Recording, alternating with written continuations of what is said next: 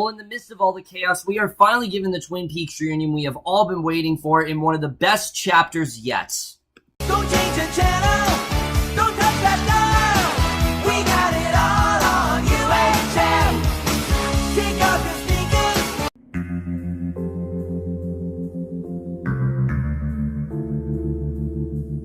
Hey guys, it's Cameron for part 11 of Twin Peaks The Return, and holy shit is there a lot to talk about. I mean, sure, throughout the course of this limited series, there's been a lot of big things here and there, but this was probably the most eventful episode we've had of this show, apart from part 8, which is a whole other sort of, that's a whole other story altogether. I don't even know, what you really call it, but, this episode had so much going on.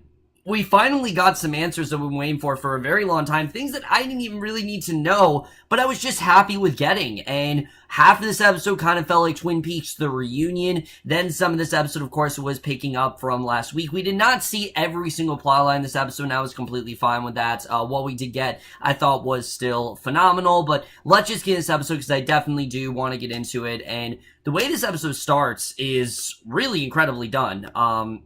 It kind of reminded me of part 6, which had me very worried, because we see 3 boys are playing catch, and as one of them goes to retrieve the ball, I'm like, shit, they're not playing in the street, right? We're not going to see another car accident. Like, I got really worried. I mean, this show has really pulled all the punches it possibly can. It hasn't really pulled any punches when it comes to violence. Like, anything kind of goes this season. So I was really worried we were just going to see another kid get killed, but instead, we see something even more devastating, which is a bloodied Miriam crawling out of the bush, and she's okay, she's actually alive, but she's not okay. She's very bloodied and battered, and she's, like, missing an eye socket, so Richard definitely did a pretty good job on her, with whatever he did do to her. He did a pretty good job of baiting the ever-living shit out of her, and, luckily, there's no Richard in this episode, but there is Steven. However, for the first 20 or so minutes, this episode focuses only on Becky and Steven. They're like the main thing going on in like the first 20 or so minutes. I mean, there's other stuff going on, but they really are the main focus here. And I gotta say, Amanda Seyfried, I'm not the biggest fan of her. I'm really not. I think she's done some good movies here and there, but, she's not an incredible actress by any means. I think she's good, but she's not amazing. And let's just put it this way. When her best role is Mean Girls, that should pretty much tell you how I feel about her as an actress. However, she was great here. I really loved her in these first 20 minutes. Just really exhilarating stuff, because we see her, she receives a frustrating call concerning Steven, who we know these two obviously are not on a good path, but she begs her mother for her car, and basically, Shelly knows something's going on, obviously, when she's calling her so frantically. So she takes a pistol from beneath the couch. Shelly arrives, and Becky quickly runs to the car with a gun. She starts driving, and Shelly is literally hanging onto the hood until she's flung off. She's doing whatever she can to keep Becky from making a big mistake. And I saw this as, Shelly knows the consequences of what happened with, she knows very well the consequences of what happened when she tried to do this to Leo Johnson. We know, obviously, she tried to kill Leo Johnson, and that obviously didn't work out well. So she's trying to prevent her from making a huge mistake. But basically, Becky gets away, and Carl sees Shelly, whistles her for a ride back into town. I love the way this is really connecting here. I thought that was fantastic. But Shelly calls Norma asking for advice, and is advised to call Bobby. That Bobby has to be the one to take care of this. And basically, Carl contacts Maggie, who patches them through to Bobby, and Shelly tells him about the situation, and it turns out Bobby is actually Becky's father. Yeah, Shelly and Bobby did in fact have a relationship, and they're not together anymore, but Bobby is Becky's father, which I think I was kind of predicting that that's kind of where this was going to go. But if you guys didn't think you get, this episode basically confirms that yes, that is in fact, that is in fact, Becky's father. So I thought that was really well done the way they did that. But Becky enters an apartment building, and you can just tell at this point she's ready to kill Steven. I mean, she doesn't care what she has to do. She's ready to kill him, and she's told that he just left. And I love the way this scene was done. She fires the gun at the door several times, thinking, holy shit, she might have just killed him. But it turns out Steven actually is hiding from Becky in a stairwell, and he's cheating on her with Gersten Hayward. Yes, Gersten Hayward, the youngest of the Hayward family. I thought that was an incredibly well done reveal, because Gersten, we saw her in like maybe 2 episodes of the original show, but I really didn't think much of her. The fact that he's cheating on her, it just makes so much sense. Gersten Hayward, you know, she would be grown up now. She would be in an affair with, you know, with Steven. And it turns out, you know, that he is having an affair with her. So I thought that was definitely a really well done reveal. And the way that they showed that as well, was just incredibly well done. I love the way Twin Peaks reveals things. You know, they did it so like we panned out of the door and then we went down to another few doors and there was him with Gersten. Just such a well done thing. And I really did love that. And, you know, again, it's very similar to Bobby. Bobby was with Laura, but he was having, you know, he was cheating on her with Shelly pretty much the entire time, and Laura was cheating on him with that other dude the entire time. I always forget his name, but, you know, she was cheating on him with the other dude the entire time too. So obviously, you know, they were kind of both cheating on each other, and that's kind of what's going on here. We don't know. And Becky seems like this is legit. Like, she seems like she genuinely does love, you know, Steven, but this was a very well done reveal. I really did love the way this was done. And, again, it's probably some of the most exhilarating stuff we've had on this miniseries thus far. So in Buckhorn, we see Hastings. He's leading the FBI and Detective McClay to the location where he claimed to see Mr. Briggs, because obviously they know that he did see Major Briggs there, and they want to get to the bottom of this. Obviously, you know, he was there, and Albert and Cole then spot a woodsman, and it's the same woodsman from part 8. I'm like, shit, something's gonna go down here. I genuinely thought they were gonna kill Cole. I really did. The way this was done, I thought they were gonna do it, and honestly, it would have made sense, too, because obviously this David Lynch is, you know, a character here, and maybe he wants to put this character to rest because he can't do it all. I thought that's what they were going to do. I thought for sure this was going to be the end of Cole, but we'll get into that, because basically Bill tells Preston about his activity in the house he brought them to, and Cole and Albert approach the house. Cole sees this hurricane-like formation in the sky, and he raises his arms, and again, you know, he's seeing the woodsman on, like, stairs and things like that. It's very strange, but again, the imagery that this show has, it's incredible to watch, and basically, he sees, Albert pulls him back when he seemingly starts to become transport. Like, it's like he's going into this world, and you're thinking, oh shit, is he gonna be the next victim? So, Albert does somehow stop him. Albert finds out what he presumes to be Ruth Davenport's body. It's just casually sitting there, and basically Diane sees a woodsman approach McClay's car, but she stays completely silent, and at this point, you know that Diane is definitely working for Mr. C. Without a doubt, she is definitely working for him. I mean, there's really no other way to interpret this. She is working for the Black Lodge. It's easy to tell, and she really is not doing a very good job of hiding it. The fact that she's so quiet, the fact that she had no reaction, I mean, it doesn't seem like she's trying to hide this from anyone. She very much is working for him, and suddenly she stays silent, and Hastings then suddenly dies. So yeah, Hastings is dead in this scene, which I was shocked about, but basically, yeah, the woodsman literally puts his hand on, he doesn't even put his hand on him, Hastings' head just explodes, which I thought was interesting we didn't see this, considering the amount of stuff we saw in part 8. I'm guessing that's because it was black and white and they could get away with a lot more, but that was an incredibly well done scene. The fact that he just died there. I don't think this can be the last we see of him, because this is Twin Peaks, and, you know, we've seen Laura and we saw Leland about a half a dozen times after their death, so I think that we are going to see Hastings again before this is up. But if we don't, Matthew Lillard has done such an incredible job with this character. I love what he's done with this character throughout this show, and, you know, the fact that it ended this way is really interesting. This is kind of over now. It doesn't seem like this is something they really need to focus on. Obviously, they're still trying to figure out what's going on with Ruth Davenport, but they're going to have to approach it in a slightly different way. So I thought that was definitely really well done, and I was very surprised by the way that did turn out. But again, what I really did love about that scene, was how mysterious it really was. You know, how it seemed like they were setting up Cole to be the one that was killed, and that Cole is basically, you know, he's starting to get these visions and things like that, and it's very similar to what Cooper was going through. You know, Cooper would always be transported back to the Black Lodge, and I'm wondering if we're gonna end the show with Cole in Cooper's position, because Cole is basically taking over for Cooper this season. I mean, it's pretty obvious to tell that Cole is where Cooper is, and, I'm wondering if that's what we're gonna do here, that Cole's gonna end up in the Black Lodge and Cooper's gonna get out, because it seems that there always has to be someone in there. There always has to be someone taking over the Black Lodge. There always has to be someone inhabiting Bob, and I think Cole might be that person. I could be very wrong, but if Cole is seeing all of these visions and he's starting to see the woodsman, things like that, I think he very well is going to end up in, he probably at least will end up in Cooper's position, before this is up.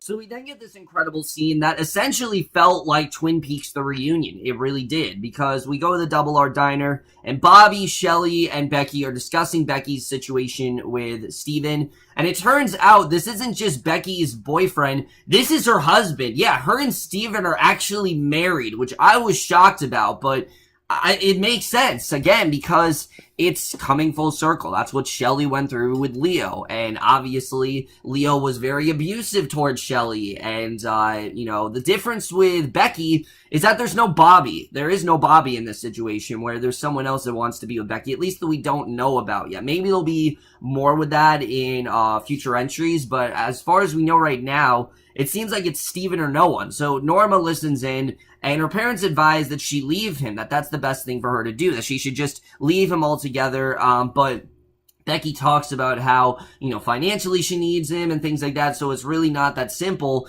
But Shelly and Becky then embrace, and, you know, Shelly tells her that she's gonna help her out and that she can come with her, so it does seem like this could work out fairly well for her. And again, the way this scene was constructed, it very much felt like the reunion show for Twin Peaks, and I really love seeing that. I love seeing Bobby and Shelly interact this way, but not in a love way. You could tell that they had something, and now it's just not there anymore. You know, clearly these are two ex-lovers who are now friends, and I'm glad that they're still friends. I'm glad it's not like rough between them or anything. But then we get probably the most shocking reveal. Turns out Shelly goes out to meet her boyfriend, who is Red. Yes, Red is Shelly's boyfriend. So even after all this time, Shelly has not given up the crime reputation. She still is very much into these sort of like greasy hair bad boys, and Red is a completely different story though, because Bobby was pretty bad. I mean, he did some really bad shits in the, you know, in the original show. He smoked a lot, he was rude, he, you know, drove a motorcycle. Red is a completely different beast altogether, because we know that Red has some sort of power. He's not just human. So I don't see this going well for Shelly. I really don't at all. And especially coming, you know, with Richard. We know that Richard has been doing a lot of things for Red, so I just don't see this going well at all. But they plan to get together, and it seems that Shelly has no idea about who Red really is, but suddenly this gunshot then rings out. We have no idea where it comes from, but it rings out. Bobby goes to investigate, and he sees that there's a child inside of a van that had actually shot it off by mistake. Apparently the child had a gun, and this scene I love, because we got to see Bobby be a really good cop, and I think that's been one of the best things about the show, is Bobby's arc. Bobby, out of all the characters, I think has really grown up the most. I mean, Shelly, she's grown up a little bit, but you can't really say she has, because she's still doing the same thing she did all those years ago. Bobby, not really. I mean, Bobby is basically he's completely abandoned the crime life, and he's gotten this much better reputation where he is a really good cop, and he really does want to help people, and I really did love seeing that. Dana Ashbrook is doing such a good job with this character. I always liked Bobby. I thought he was always interesting, you know, the fact that he wasn't just a bad boy, and that he always did have these emotional moments, and his father was so hard on him. But I really like seeing all this pay off. Basically, he sees the child inside the van that had shot. Deputy Holcomb comes over to take over the situation, and this woman's car, oh my god, she just constantly is honking the horn over and over again. It's like, lady, enough. Like, she just won't stop honking it, and basically she's really angry because apparently they're already late, and she's got a sick girl inside, and the sick girl basically, she's got like all this, like, she's got foam all over her mouth, and she just looks basically dead, and the woman's freaking out. And again, that scene, the woman she wouldn't stop. It was so annoying. Just stop honking your damn horn, which, side note to anyone who does it, that does absolutely nothing. If you are in an accident and you're in the middle of one, don't honk your horn over and over again. It does nothing. It just annoys the other people, and this woman in general, I don't think we're supposed to like her, but it does make me interested in seeing if we're gonna get more with this sick girl. She's obviously not just sick. There's definitely something weird going on with her. We don't know exactly what it's about, but again, I really love seeing Bobby be a really good cop. I think they've done the most progression with him as a character, and I thought, again, this was a really well done scene. I really did love what we got here. And that's really all we get in terms of the Bobby, Shelley, and Becky plot, which just some really great, it's just some really great reveals, and just a lot of really good stuff going on there. A lot of great progression within that, and I definitely really did love seeing that. But we then get a scene with Hawk and Truman, which is just typical to Twin Peaks, with them discussing their destination given by Major Briggs, and they're talking this weird way. You know, Frank questions a particular symbol on Hawk's map, the same one which on the doppelganger's playing card, and he found it on Major Briggs' messages, and he's advised that he does not want to know about it because clearly it means something really sinister and he doesn't want to get himself involved. But Lucy is patching through a call from Margaret, who knows that if Hawk found something, she tells him that there's fire where he's going, no matter what it is. There's fire where he's going, and obviously, we know it's not literal fire. It's fire in the sense where there's danger where you're going. You know, be very careful. You're treading very dangerous waters. And Deputy Holcomb then enters asking if Frank wants to see his new car, and obviously he's not interested. And again, that's the beauty of this show. Normal things, the characters are not interested in, because this is not normal. It's, you know, this is not a normal show in any way. You know, anything that's normal, the characters are shut down immediately because we're so more interested in normal stuff. And again, that was something that I definitely really did enjoy here. I thought that was definitely a really interesting scene. I'm interested in seeing really where this is going to go. I mean, Hawk has been such a major part of this arc. I'm very interested in seeing what's going to happen with Hawk, definitely. You know, Hawk and Cole, they've really been like the main police chiefs that we've been following here. So Cole's hand then shakes, and he requests to see Albert's photo of the coordinates on Ruth's arm, and he asks what the coordinates are, but as Albert answers, they're interrupted by Preston and McClay, who are bringing donuts and coffee, and McClay tells them that the body was confirmed as Ruth's, but there was no trace of Briggs' head on, or any leads on Hastings' death. All of a sudden, you know, they don't know how this happened. It just, there's no trace of it, and Cole and Albert then tell them about the woodsman, whom Diane says she might have seen exit McClay's car. She might have seen the woodsman in there, and Cole describes his vision of the dirty, bearded man again. Diane's just really not doing a good job with covering herself. Obviously, we know what's going on. We know most likely that Diane is working for the woodsman and for, Mr. C. She's just doing a horrible job of really hiding this. So I don't really know what her deal is, why she wants to hide this from everyone, but this was definitely very well done scene. I'm interested in seeing really where Cole's gonna go from here. It's clear that Cole thinks that, you know, he's seeing all these things, and he definitely is. He's definitely seeing all these things that he's claiming to see, but who knows really where this is gonna go. What does the woodsman really want with him? Is he going to the Black Lodge? And I think that's something we're definitely gonna get into very soon. Finally, after I think 30 minutes or so, we finally get to see a scene with Cooper, and I didn't think we were going to see him in this episode. I genuinely thought that this would just be Cooperless, which I honestly would have been fine with. I mean, the way this episode was going, it was so briskly paced that I did not think we were really going to see him. But we see at Lucky 7 Insurance, Bushnell calls Dougie into his office, and Phil Bisbee brings him along with coffee, and Bushnell tells Cooper that his work has revealed organized crime business as well as corrupt police. So he really doesn't trust any of this right now, and he says that the Mitchum brothers called him wishing to meet with Dougie, and he prepares a check for the brothers to cover for their hotel, which was brought down by an accidental fire and not arson. Obviously, we know this was probably not accidental. Whatever this fire was, I don't think it was a coincidence. I think it was a legit fire, but basically, it's clear that Bushnell is trying to help him out here. So I really do like the way Bushnell's helping him out, but at the same time, you don't know what's going to happen here. So Rodney eats an afternoon breakfast. He's soon joined by his brother, and Bradley tells me how to dream about killing Dougie, anxious for their meeting. So they are adamant on killing him. They want to make sure that this is it, that they just put an end to him completely. But as he's escorted by Bushnell, Cooper sees Mike in the red room in the doorway of a bakery, and he starts walking to him, and I thought that was very interesting. Again, you can tell each and every episode, Cooper starts to be more in touch with reality, and it's pretty clear to me that I think that he's gonna come back very soon. It's not this episode, he does not come back in this episode, but I do think we're gonna get the old Coop back in a very short amount of time. So he returns with a box, and Bushnell takes him to the limousine, hired to take him to the meeting, driven by the same driver who took him home from the Silver Mustang Casino, which I thought that was really cool the way they did that. But the Mitchum brothers then wait for Dougie, and Bradley further describes his dream, particularly noting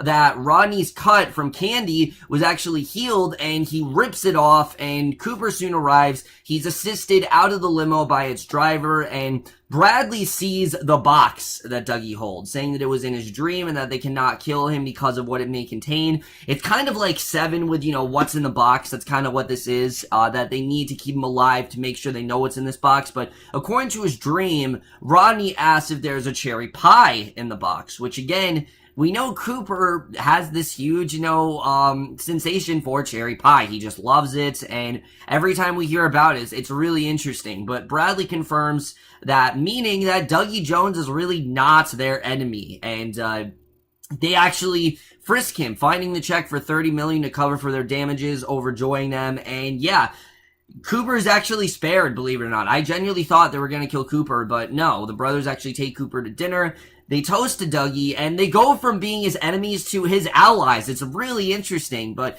Cooper takes notice of the piano player, who begins playing a piece as a woman from the Silver Mustang Casino enters, and they reveal that he inadvertently helped her reconnect with her son, and actually thanks him for it. So I thought that was definitely interesting the way that was done, but this was the first episode also that does not end with a musical performance. I thought that also was really interesting, but Mandy, Sandy, and Candie are brought in, and Candie comments on the traffic on the strip. Candie, again, she's constantly distracted by other things, but I think there's a reason for that. I don't think this is just, Candie is just constantly distracted. I think there definitely is more to her, but they have another toast, and Candie actually brings another piece of pie to Cooper, and Cooper said that it's damn good, which of course is one of Cooper's classic lines, so it's clear that he is starting to come back in terms of reality, and that is the way this episode ends. Really great stuff overall, but let's just get into this and where we're going to go for the last, I think, 7 or so episodes of this series.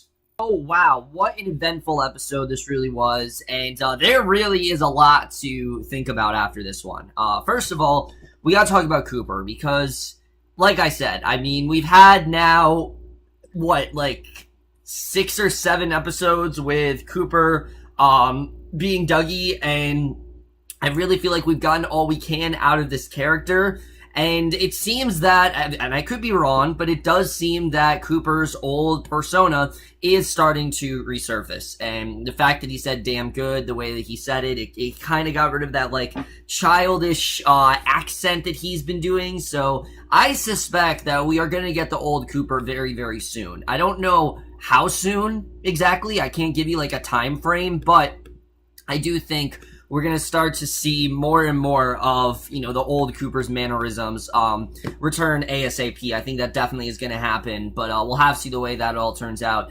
And I think that definitely is going to be very interesting. I was surprised the Mitchums were so quick to ally with him. I mean, they didn't even hesitate. They're like, oh, you actually can help us with this cherry pie? Well, yeah, why don't we treat you to some? But I don't think this is the end of it. I do think there's going to be more going on there. The Spike is still after him and things like that, so I don't think that he's completely off the hook. I really don't, and we'll have to see the way that really does go down. So I think that part's very interesting. But the other thing is Candie. Candie is a very interesting character because she's very wide-eyed, she's very innocent, she's constantly distracted.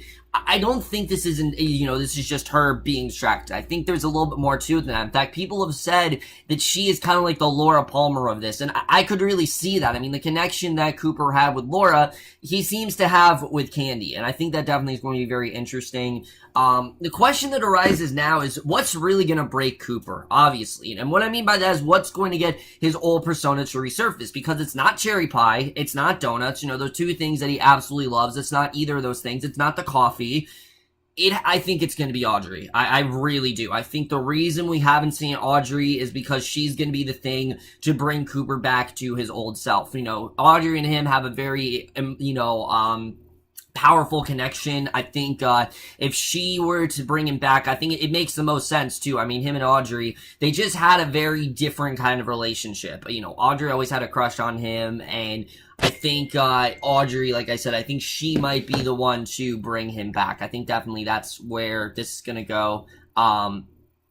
We'll have to see what ends up, we'll have to see what ends up happening there, but again, I think there's a specific reason why we haven't seen the character of Audrey. I think it's simply because they're saving her for something really, really big and juicy, and I know she's in it because, she's announced to come back. The actress in general, she's supposed to come back, and she hasn't appeared as any other character, so I think we're gonna see Audrey again, but I think it's gonna be in a very large role that we're just not expecting. I think definitely there's going to be something to that, but we'll have to see what happens there. Again, I think Audrey's gonna be the one to really awaken Cooper, so to speak, but we'll have to see.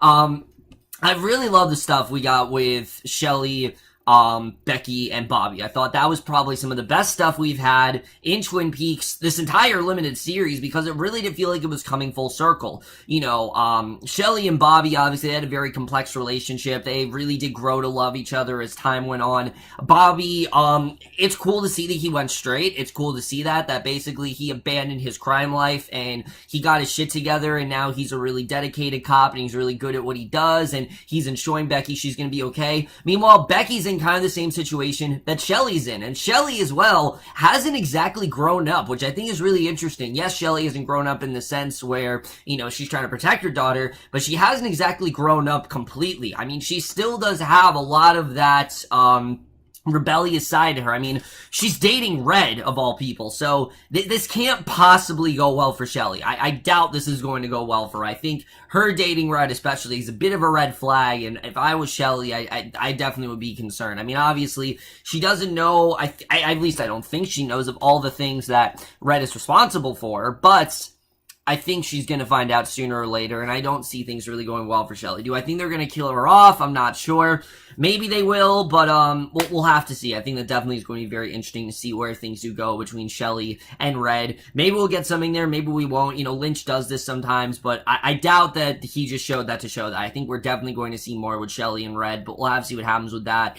As far as things go with Cole is clearly starting to become in Cooper's position, because again, Cooper, he was always seeing visions, he was always seeing these dreams, and he wouldn't remember. Like, he would go to the Black Lodge and, I don't remember what Laura Palmer said to me, or he would visit, the man from another place and not remember things. So I think Cole's going through sort of a similar situation, and I'm interested in seeing what that's really about. Why is Cole getting these visions? Why did he see this tornado? Why did he see the woodsman? What is all this really about? What do they need Cole for? I think there's definitely something. This is intentional. There's a reason why Cole's seeing all these things, and I think we're definitely going to get into all of that very soon. What that really is all about, why he is hallucinating all this stuff, because it's not a hallucination. It's very real what he's seeing, and I think again we're going to get into that very soon. I think definitely it's going to happen. And then I guess the only thing to talk about is Hawk. First of all, the whole thing about the darkness. Obviously, we know that there is definitely dangerous waters, what he's doing. Obviously, he knows about that with the fire, so I think that part's very interesting as well.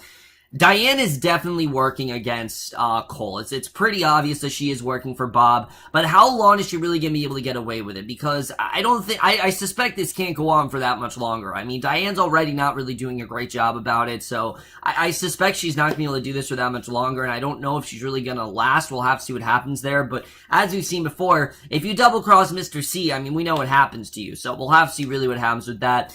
Either way, guys, this was by far probably the best regular episode of this series. You know, apart from part 8, this was probably probably the best of the regular parts of this series. And overall, I really love this one. I am going to give Twin Peaks: The Return Part 11 an A. Overall, guys, we're going to do this part of Twin Peaks: The Return. Let me know what you guys thought of this part overall. We only have about 6 or 7 episodes left, which is pretty crazy. We're really flying. This is really flying by pretty quickly, but I'm definitely interested in seeing where this ends up going in the back half, especially with the answers that we do, in fact, have now. As far as, you know, Twin Peaks, I'm really, like I said, I'm really loving this. Let me know what you guys thought of this part. Did you like it? Did you not like it? Where do you think this is really headed? But that's it for this video. Hope you guys enjoy it. We'll see you guys in my next review, which, I know I have a shit ton of TV trailers to watch. I know that from Comic-Con. And, well, I will fix that very quickly, and I will see you guys for that. Okay, bye.